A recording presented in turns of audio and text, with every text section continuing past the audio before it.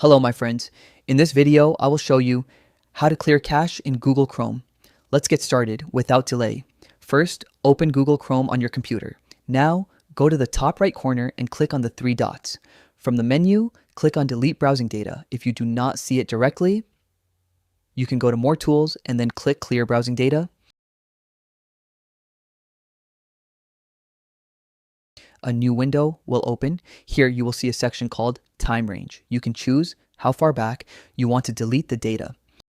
For example, you can choose last hour, last 24 hours, last 7 days, last 4 weeks, or all time. If you want to remove everything, choose all time. Now look for the option called Cached Images and Files. This is the important part if you want to clear cache in Chrome. Make sure Cached Images and Files is checked. You may also see Browsing History. Browsing history is different from cache.